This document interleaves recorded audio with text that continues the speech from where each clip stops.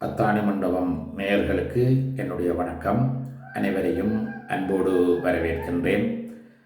இன்றைய அத்தாணி மண்டபத்திலே நாங்கள் எல்லைகள் என்ற விடயத்தினுடைய 3வது நிகழ்விலே சந்திக்கின்றோம். இன்று இலக்கியத்திலே சில எல்லைகளை பற்றி நாங்கள் பார்க்கலாம். இலக்கியம் என்பது ரசனைக்குரியது. அந்த இலக்கிய பாடல்கள் சிலவற்றிலே இந்த எல்லைகளை பற்றிய கருத்துக்கள் எங்கே வருகின்றன, எப்படி வருகின்றன என்பதை சுவைப்போம் என்று. இந்த பொதுவாக இலக்கிய பாடல்கள் சினிமாவிலும் இடம்பெறுகின்றன. சினிமா பாடல் என்பது இலக்கியம் அல்ல என்று நாங்கள் நினைக்கக்கூடாது. சினிமா பாடல்கள் கூட இலக்கியம்தான். அந்த இலக்கியம் பொதுசனங்களை மிகவும் அதிகமாக சென்று அடைந்து அவர்களால் ரசிக்கப்படுகின்ற ஒரு விஷயம். அதிலே கூட ஒரு பாடல் இப்பொழுது நினைவுக்கு வருகிறது. இன்னும் கொஞ்ச நேரம் இருந்தால்தான் என்ன. இப்படி ஒரு பாடல். தலைவரும் தலைவியும் சந்திக்கிறார்கள். இருவரும் கொஞ்ச நேரம் உரையாடி கொண்டிருக்கிறார்கள். நேரம் வந்துவிட்டது, அவர்கள் பிரிந்து செல்ல வேண்டும். அந்த நேரத்திலே இந்த பாடல் வருகிறது. இன்னும் கொஞ்ச நேரம் இருந்தால்தான் என்ன. எல்லை முடிந்து விட்டது, அவர்களுக்கு தங்களுக்குரிய நேர எல்லை முடிந்தது என்று தெரிகிறது. அந்த எல்லையை இன்னும் கொஞ்சம் நீட்டினால் என்ன என்று அவர்களுக்கு ஒரு ஆசை வருகிறது. இது ஒரு எல்லை. அடுத்ததாக இன்னும் ஒரு பாடல், திரைப்பட பாடல் தான் இருக்கிறது. வீடு வரை உறவு, வீதி வரை மனைவி, காடு வரை பிள்ளை, கடைசி வரை யாரோ. வீடு வரை உறவு, உறவுகள் எல்லாம் வீடு வரைக்கும் தான். வீதி வரை மனைவி, மனைவி வீதி வரையும் அழுது கொண்டு வருவாள். காடு வரை பிள்ளை, சுடுகாடு வரைக்கும் பிள்ளை வந்து கடமைகளை செய்து கொண்டு போவான்.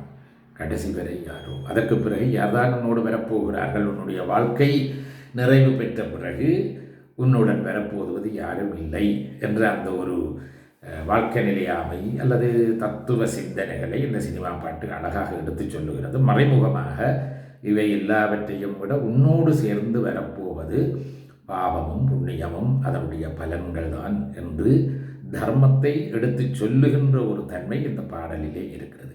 இந்த பாடலுடைய மூல கருத்து எங்கிருந்து வந்தது என்று நாங்கள் பார்த்தால், முதலிலே தர்மசாஸ்திரத்திலே நீதி சுலோகங்களிலேயும் இது சொல்லப்பட்டிருக்கிறது. வடமொழி நீதி சுலோகத்திலேயும் நாங்கள் இந்த கருத்தை பார்க்கலாம்.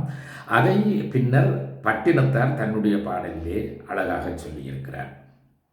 அத்தமும் வாழ்வும் அகத்துமட்டே, விழி அம்பொழுக மெத்திய மாதரும் வீதி மட்டே, விம்மி விம்மி இரு கைத்தலம் மேல் வைத்து அழும் மைந்தரும் சுடுகாடு மட்டே, பற்றி தொடரும் இருவினை புண்ணிய பாவங்களே.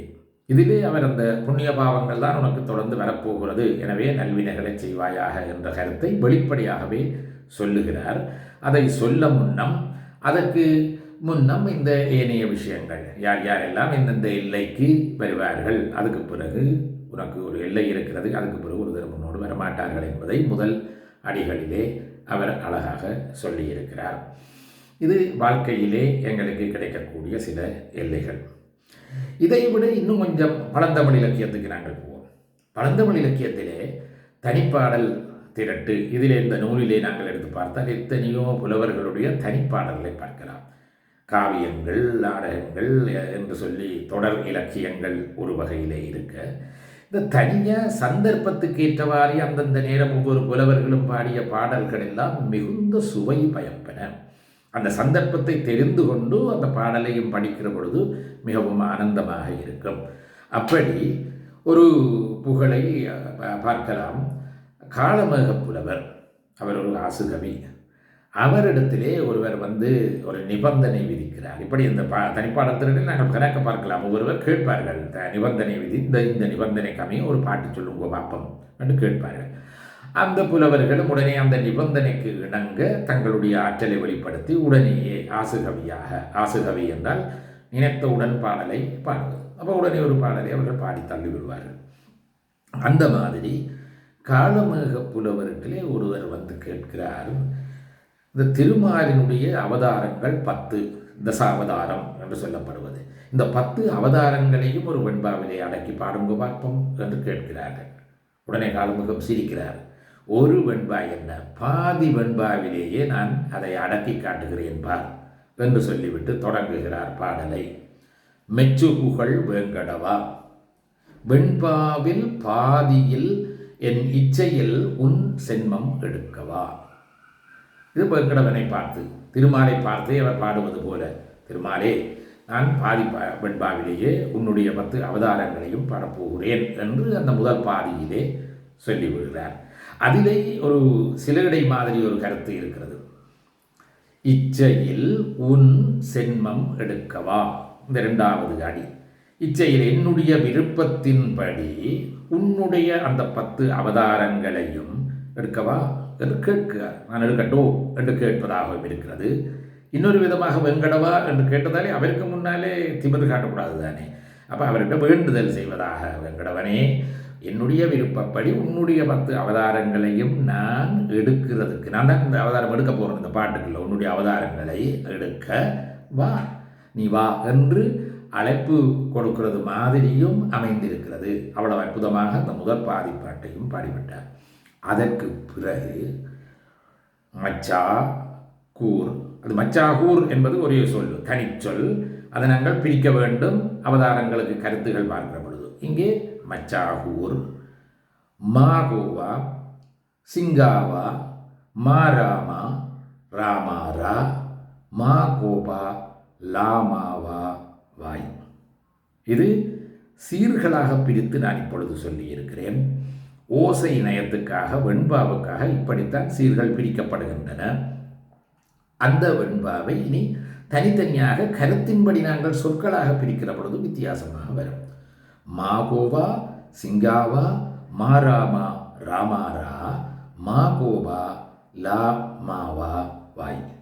இதை நாங்கள் பிரித்து பார்த்தால் மச்சா, மச்சாவதாரம் முதலாவது.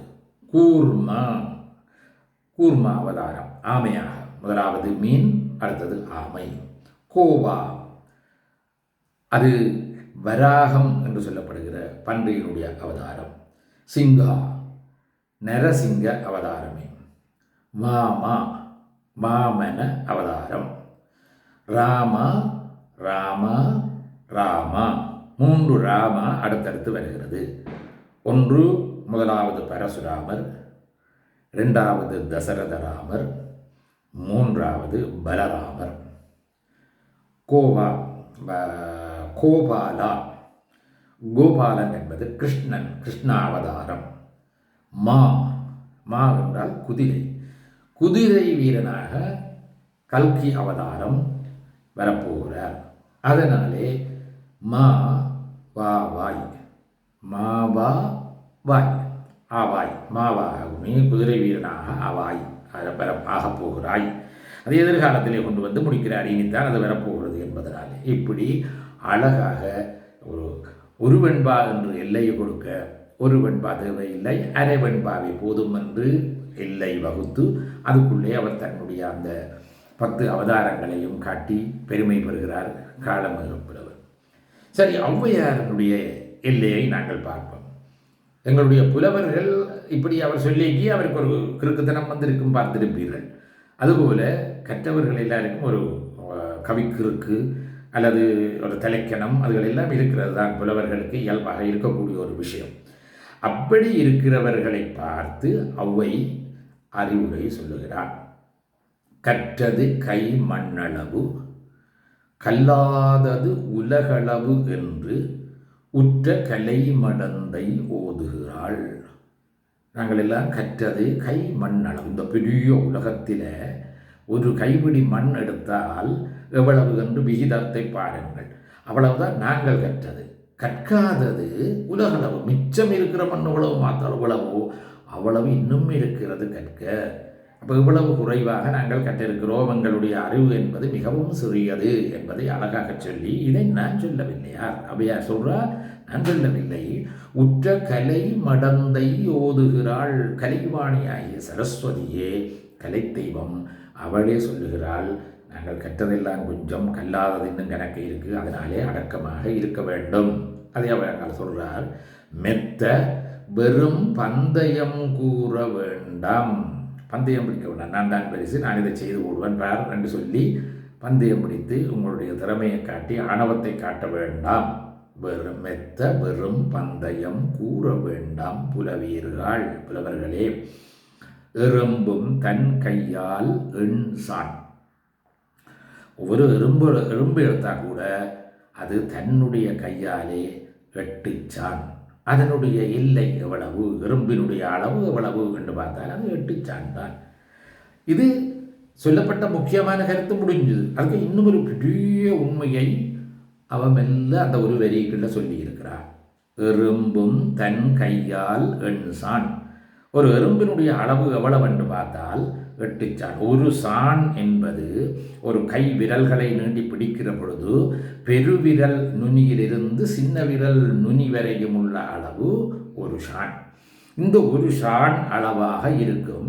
அதுவும் தன் கையால் எண்சான். எறும்பினுடைய கையால் எறும்பை அளந்தால் 8 சான் வரும். மனுஷன் கையால் மனுஷனை அளந்தால் 8 சான் வரும். அப்போ இது ஒரு இயற்கையின் படைப்பில் உள்ள ரகசியம். அந்த ரகசியத்தை அவர் நல்ல அழகாக சொல்லுகிறார். இதே ஒரு பழமொழியிலையும் பார்க்கலாம். எண்சான் உடம்புக்கு சிரசே பிரதானம். இது ஒரு பழமொழி. 8 சான் தான் உடம்பு. அந்த உடம்புக்கு ஒரு சான் அளவுள்ள தலை அளந்து பார்க்கலாம். ஒவ்வொரு தரம் தன்னை உடம்பை அளந்து பார்த்தா 8 சான் வரும். அதில் ஒரு சான் தலையாக இருக்கும். அப்போ இந்த ஒரு சான் தான் இருக்குது, ஆனால் அதுதான் பிரதானமானது என்று அந்த பழமொழி சொல்லுகிறது. அப்போ இதிலேயும் எங்களுக்கு தெரிகிற விஷயம் என்ன?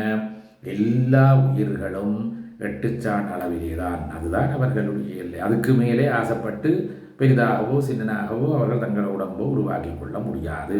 அவர்களுக்கு என்று ஒரு எல்லை இருக்கிறது. அதுபோல தான் அறிவுக்கும் ஒரு எல்லை இருக்கிறது. அதை தெரிந்து அடக்கமாக நாங்கள் வாழ வேண்டும் என்று அவர் ஒரு நல்ல கருத்தை சொல்லி முடிக்கிறார். இப்பொழுது கம்பர்கிட்ட வருவோம். கம்பர் ஒரு தரம் ஒரு எல்லை வைக்கிறார். எப்படி? அவர் சோழ மகாராசாவினுடைய சபையிலே பெரிய செல்வந்தராக செல்வமாக சிறப்பாக இருந்தவர் தான். ஆனால் ஒரு சந்தர்ப்பத்திலே அவர்களுக்கு பிரச்சனை வந்து ராசா அவரை வெளியேற்றி விடுகிறார். நாடு கடத்தியாச்சு. அப்போ இவர் துக்கத்தோடு அங்கிருந்து வெளியேறுகிறார். ஆனால் அப்படி போகிற பொழுது அவருடைய திமிர் விடவில்லை. அதை இன்னொரு சந்தர்ப்பத்தில் நாங்கள் அந்த இலக்கிய சுவையை பார்க்கலாம். அந்த அவர்களுக்கிடையே நடந்த பிரச்சனை, அவர் நாட்டை விட்டு வெளியேறியது எல்லாமே அதிலேயும் பல பாடல்கள் இருக்கின்றன. அந்த சுவையான சம்பவம் வேறு விஷயம். இவர் வெளியேறிவிட்டார். இப்போ அடுத்தது எங்கேயோ வந்து நாடோடியாக தேர்ந்து சாப்பாட்டுக்கும் வழி இல்லாமல் கஷ்டப்பட்டு கொண்டிருக்கிறார். அந்த நேரத்திலே வேலி என்று சொல்லப்படுகிற ஒரு தாசியினுடைய இடத்துக்கு போகிறார். அங்கே போக அவள் சொல்லுகிறாள், உனக்கு நான் சாப்பாடு தருகிறேன், ஆனால் அதற்கு நீ வேலை செய்ய வேணும். உன்னுடைய வேலைக்கு கூலியாக நான் உனக்கு சாப்பாடு தருவேன், நெல் தருவேன். அந்த நெல்லை கொண்டு போய் நீ சாப்பிடலாம், சமைத்து சாப்பிடு. அந்த நெல் கூலியாக நான் தருவதற்கு நீ எனக்கு ஒரு சுவர் எழுப்பி தர வேண்டும். தன்னுடைய வீட்டுக்கு ஒரு எல்லை அமைக்கிறாள். அந்த எல்லை வேலியாக அந்த வேலி என்ற பெண்ணுக்கு எல்லை சுவர் ஒன்று மண் சுவர் அமைக்க வேண்டும். இந்த மண்ணால் இந்த சுவரை கட்டி முடிச்சிட்டு பின்னேறதுக்குள்ளே நீ அதை செய்து போட்டு நான் தாராவேல் நெல்லையும் வாங்கி போகலாம் என்று சொல்கிறாள். சரி, அதற்கு என்ன என்று அவர் தொடங்குகிறார். ஆனால் ஒவ்வொரு காலம் அதை கட்ட அது விழுந்து கொண்டே இருக்கிறது. அப்படி ஏற்கனவே பலருக்கும் அந்த அனுபவம் நடந்ததையும் அவர் அப்பொழுது அறிகிறார். அந்த இடத்திலே ஒரு பேய் ஏதோ இருந்து அதை விழுத்துகிறதாம் என்று அந்த இடத்திலே உள்ளவர்களுடைய நம்பிக்கை அவர்கள் சொல்லுகிறார்கள். அப்போ உடனே கம்பர் பாடுகிறார்.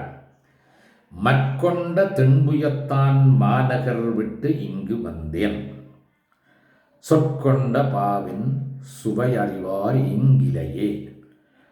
மற்கொண்ட தென்புயத்தான் ஆகிய வீரம் மிக்க அந்த சோழ மன்னனுடைய மாநகரை விட்டு நான் இங்கு வந்து விட்டேன். சொற்கொண்ட பாவின் சுவை, என்னுடைய அருமையான அந்த பாடல்களுடைய சுவையை அறிபவர்கள் யாரும் இங்கு இல்லை. அப்போ பாடலின் சுவை அறிந்து என்னை ஆதரித்து எனக்கு உதவி செய்ய யாரும் இல்லை. விற்கொண்ட வாழ்நுதலாள், அங்கே வில்லில் வீரனாகிய சோழன் இருந்தான். இங்கே வில்லை தன் கண்ணுக்கு மேலே புருவமாக வைத்திருக்கின்ற நெற்றியையுடையவளாகிய இந்த வேலி என்கிற பெண் தரப்போற கூலியை நான் வாங்க போகிறேன். அந்த கூலி நெற்கொண்டு போமளவும், அந்த கூலியாகிய நெல்லை நான் வாங்கி கொண்டு போகணும்.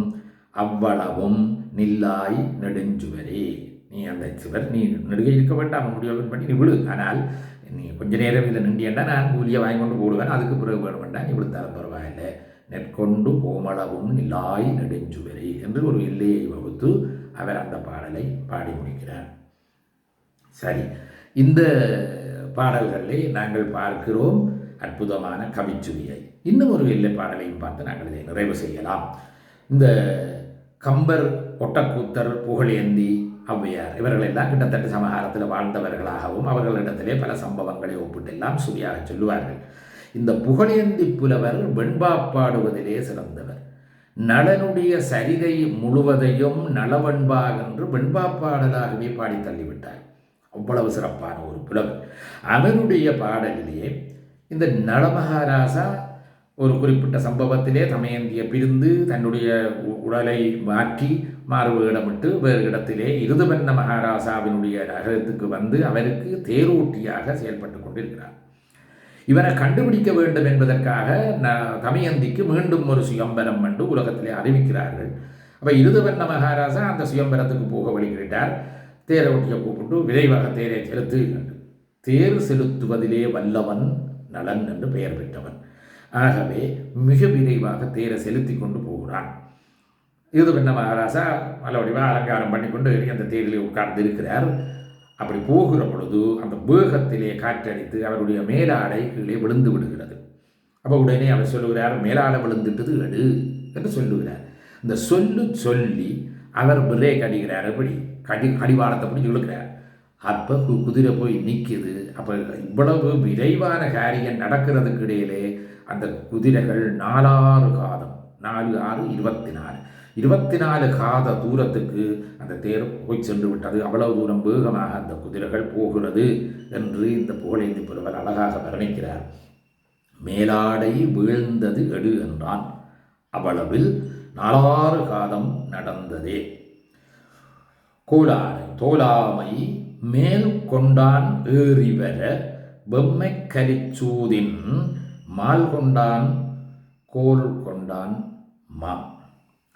அங்கே தோலாமை மேல் கொண்டான் அறிவர தோல்வி என்பதை அறியாதவனாக வெற்றியுடையவனாகிய இருதுவண்ண மகாராசா என்று அவர் ராசா அவருக்கு ஒரு நல்ல அடமொழியை கொடுத்து விட்டு அவன் வந்து கொண்டிருக்கிறான்.